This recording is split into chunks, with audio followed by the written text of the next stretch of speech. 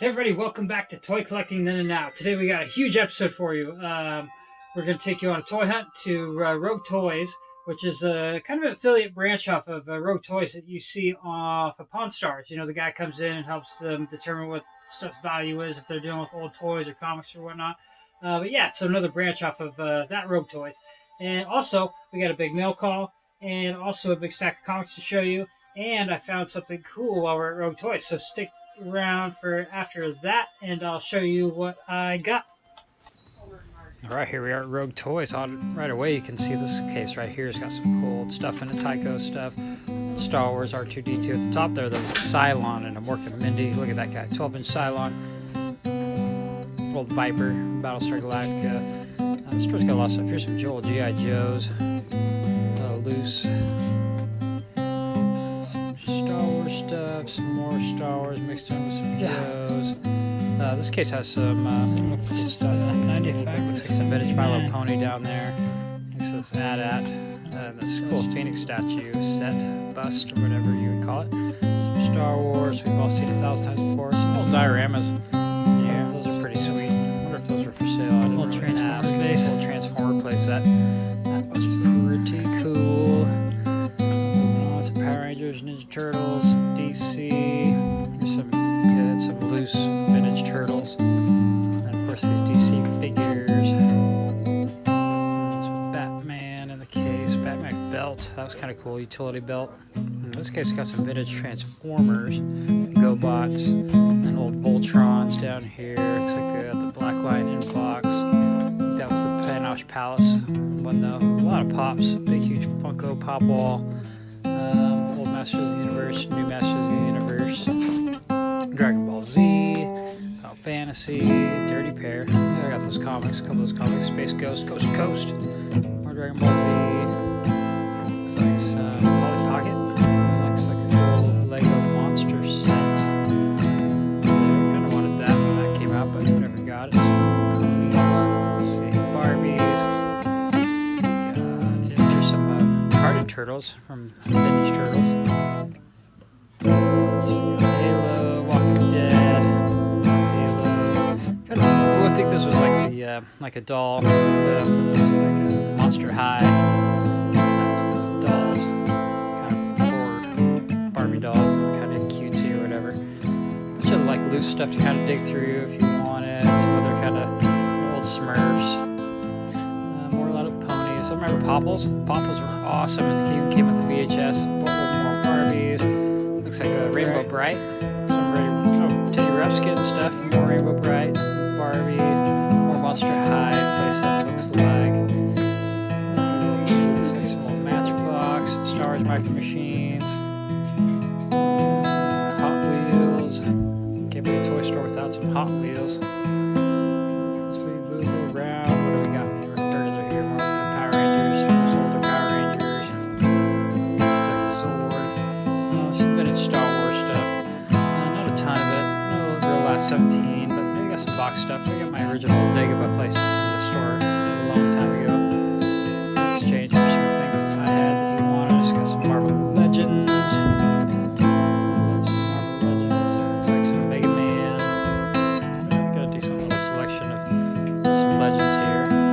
Nighthawk, Where Heroes Were Born, see that with Dazzler, Mysterio, Spider-Man. Looks like got some Iron Man, Thanos. Got the Deadpool and the X-Men suit. Frost, Quicksilver. Looks kind of cool, Quicksilver. More stuff in the case. Some of those older X-Men stuff. Kiss. What else? There's a NECA, a little NECA section in here.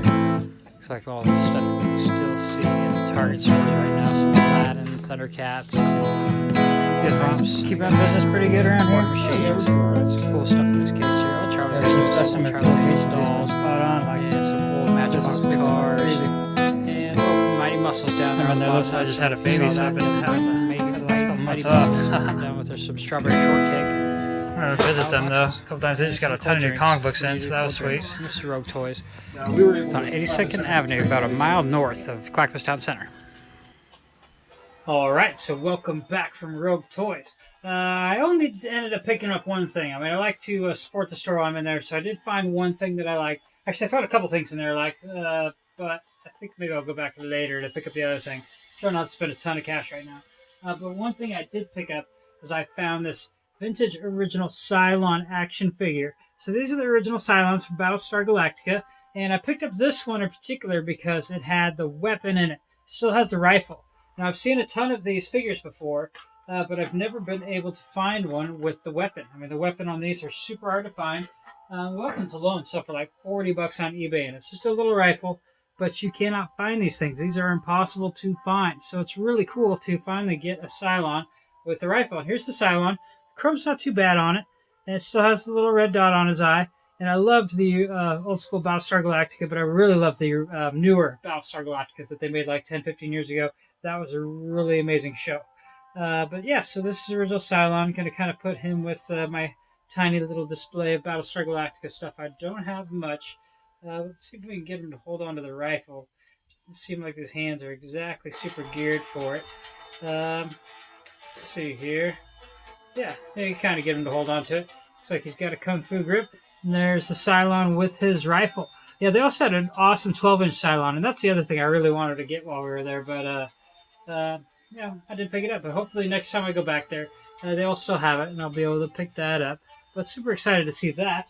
But yeah, let's move on to, oh yeah, also we went to another kind of toy store kind of near us, and I've been looking for this forever. Because every time I go to Target, whatever else, all I've seen is the Carnage, and you see the Batman head all the time, you see Iron Man, and you see a couple different Star Wars ones, but you never can find the Venom one, and I finally found the Venom one. So I'm super excited to get that, because as you know, I love Venom. So we've been putting that together, and I'll show you how that turns out once we are finished putting that together. But yeah, pretty sweet, and on the back they have, of course, a couple cool graphics, you know, cool Venom there, and then, of course, Venom Lethal Protector issue number 2 picture, drawn by Mark Bagley there on the back. So that's pretty awesome. Pretty excited to get that together. And yeah, it would be kind of cool too if they like had it as like a bust, so they had like the big white spider. I mean, that would be amazing. Maybe I could somehow devise a way to like make that or plan that somehow. I don't know. That'd be probably pretty difficult to pull off. But other than that, also too, I want to show you guys this. My lady's cousin Heidi actually just gave this to me, and this is a 1983 Wicket the Ewok board game. At least I believe it's 83. Let me see if I can find the date on here. Yep, 1983. And she said it's complete with all the pieces, and I haven't opened it up yet myself. So let's do that here real quick. Let's see what it looks like on the inside. Let's take off the cover, and here's the initial board. So here's the gameplay board. Pretty interesting. It's like an Ewok village sorts. It looks like from every angle you're at, you get to see part of the village. And then, let's see, it looks like there's some pieces in here. So you got the little Ewok pieces, the little game pieces. And it's like these little guys. On here, looks like there's Naga and an Ewok glider. Looks like there's an Ewok cart. And then some little tokens of sorts. So I'm not quite sure what these are all supposed to be for, but I guess we will figure that out once we get these open and see what that is like. And I guess later we'll have to probably try and play that game and see how that works. But yeah, so we also found, I took my basically brother-in-law with me to Southeast to go to Rogue Toys, and we also found this kind of hole-in-the-wall comic book shop. And so we went inside. It was a pretty interesting area, kind of in the middle of Felony Flats. And I thought it was going to be a comic book store, but it wasn't quite a comic book store. But he had some really cool stuff. He had some free stuff in the front of his little shop, which is kind of his little house setup, but just stuff that he was kind of sitting around, just like, oh, take whatever you want. So he had some of these old sci-fi books, so I grabbed one of those. It was kind of interesting, so it's got a bunch of stories in it, like I, Rocket, De-Evolution, Armageddon 2419, John Carter and the Giants of Mars, Out of Sub-Universe, The Flying Fool, I, Robot, and a special article by Hugo Gernsback, founder of Amazing. I guess whatever that is. But that's that. It's kind of old, like, Reader's Digest style sci-fi books. And some pretty interesting art on the back. Looks like an elephant being ridden. There's like a spaceship in there. And then, sorry, we got actually my niece in the room with us here right now. She'll be on camera because, you know, that's probably not allowed. And then some other comic books I got an old Thing issue. And then I got a Little Orphan Annie #1. I got Star Trek and some other things. And then let's see, what I bought from him was I found an issue What the #1. Well, it looks like it needs a little bit of cleaning up because there's a little bit of gunk on the front of it. And then I also bought Quasar #50. Quasar #50, so that's sweet. It's got the crazy hologram cover on it. And then I got Quasar #1. So that was pretty awesome. Because I actually did get a couple of Quasar books in the mail call. So that's the reason why I picked those up, to just kind of accompany those. Captain Carrot and the Zoo Crew #2. Just because it's funny, and it's Captain Carrot. And he's a super bunny, you know. And then I got Adventures #258. I picked this up because you got the Fire Lord, which is pretty cool, but it also has the Black Spider-Man there on it. So I was pretty excited to see that. You got Daredevil #190. This is the resurrection of Elektra. And then we got Peter Parker Spectacular Spider-Man #125. So I'm just kind of trying to put together that little portion of this series where he has the black suit. And this is cool because it has the Spider-Woman in her black suit. And then I got issue #112, which I never had before, which is cool because it's a Christmas issue and it's got that kind of crazy Santa. And so they're smoking a stogie. You kind of wouldn't get away with that these days. And then I was able to pick up a bunch of the holes in my Green Lantern set. So we got Green Lantern Silver Age. So this is the original Hal Jordan set, #111. So you've got Alan Scott in there with him. And then I got #115. #118. #119. Green Arrow. And then #120. It's kind of a cool one. It looks like they were like fighting an old Spanish knight, old Spaniard guy.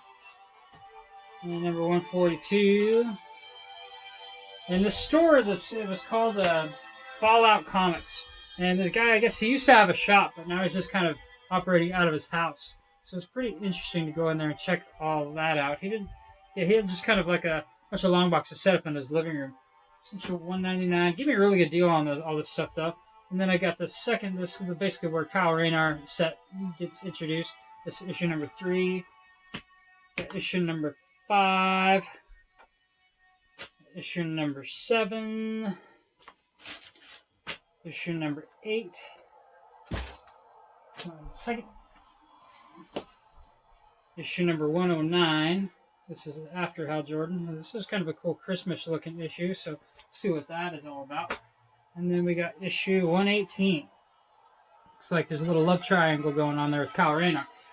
So that is pretty interesting. Alright, so let's get on to the mail call.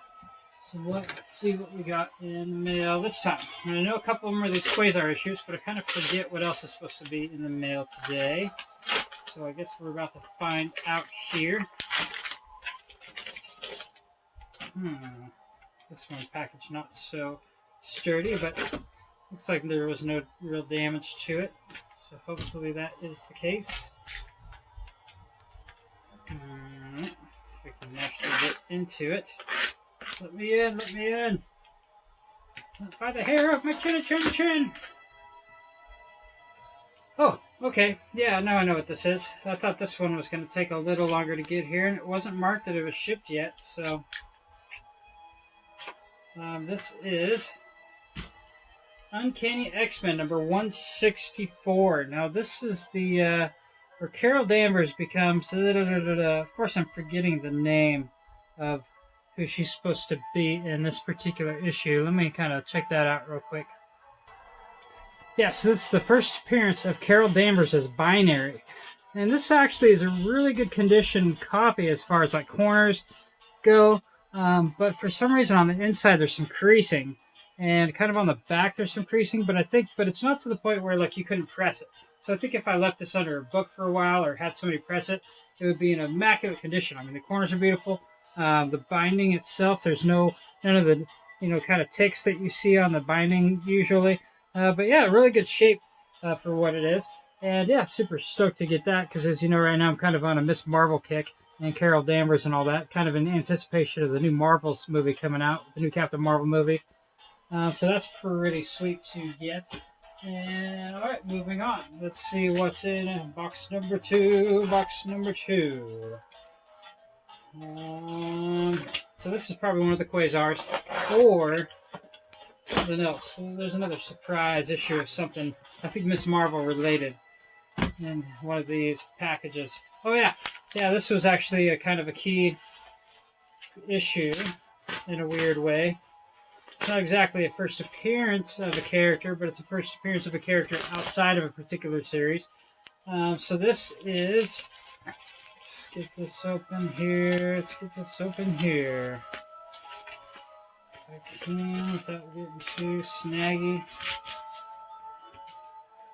Alright. So this is Quasar number 6. And this is the first appearance of Venom outside of the Spider-Man comic books. And this actually is in really great shape. Corners are good. There's no ticks on the spine. And yeah, overall great shape. So super excited to get that because I'm kind of also on a kick of trying to get the Venom's early side appearances. Like I showed you the Silver Sable one. I showed you when he was in Darkhawk and all that. So super excited to get that one. And let's move on to what's in this one here. Yeah, I've definitely been on more of a comic kick than a toy kick. But yeah, toys are kind of hard to hunt right now unless you're going into older shops or resale shops. Or you get lucky at an antique store here and there. But like trying to find new toys anywhere is just impossible. Unless you go to like a Star Wars store, which they generally have everything new. Let's see, what's in this one? So looks like we're getting the back side of this. We can get this open without causing any damage. And this is, oh yeah, Marvel Superhero Summer Special, 1992. So this is the one right before that fall issue that had the first actual chronological appearance of Rogue. But this covered Miss Marvel number 24. That was, drawn back in 1979 and written, and it was like ready to come out, but they canceled the series at issue number 23. So then later, of course, in 92, they decided to put out issue number 24 and it looks like Miss Marvel is fighting against Sabretooth. So that's pretty interesting. And it also looks like we have a Vision and Scarlet Witch appearance in this book, and Namor. So I'm super excited to get into that and see what that's all about, because this kind of leads into, like I said, issue number 25, the very first chronological appearance of Rogue. And this is the 4th time that you see Miss Marvel in this costume. So yeah, into that. So then this must be a very funny particular issue of Quasar that I ordered. And I've been looking to get this, but for some reason, all the buy it nows on this comic book are like at $150 or like $250 if you team this up with another Quasar issue. So technically, this is the most valuable issue of Quasar ever made. But for a very particular reason, it's especially made more famous because one of the big famous TikTokers actually had a video on this comic book and kind of blew up its, desirability. So then everybody all of a sudden wanted to get it, and like the auctions were ending at like $50. And finally, I found a guy that posted it as a buy it now for way cheaper than it's worth at this moment. And if he knew how much this was probably worth, he'd probably be kicking himself in the butt right now for putting it on there as a buy it now for that cheap. But this is Quasar number 17. So, and the significance of this comic book is because there's a very special character that is introduced in this comic book called Buried Alien. And it's actually Barry Allen, the Flash, in a Marvel comic book, but as kind of like a secreted character. So they basically secreted him in there. And you basically see him as like, he's got yellow boots, kind of torn red pants, but he's shirtless, so you don't see a symbol, and he has no mask. And he's just kind of got this long, flowy hair and like a beard. That's because Barry Allen was trapped in the Speed Force after Crisis on Infinite Earths, and supposedly died. But actually, he was out there in the multiverse trying to outrun death himself, which is like the Black Speed Force or something like that, or the Black Force. I forget exactly what they call it right now. But essentially, Barry Allen the whole time was out there outrunning death. And while he was out there in the multiverse, he came upon the Marvel Universe and entered into a race with all the fastest characters of Marvel. So in this book, it's the Wizard, Captain Marvel, Makari, Quicksilver, Speed Demon, Super Saber, and Black Racer. And I think Buried Alien ends up racing with all these guys and actually wins the race. So it's kind of determined that Flash is like the fastest guy in the multiverse. But yeah, make sure if you like my content to like and subscribe, and I'll talk to you guys soon.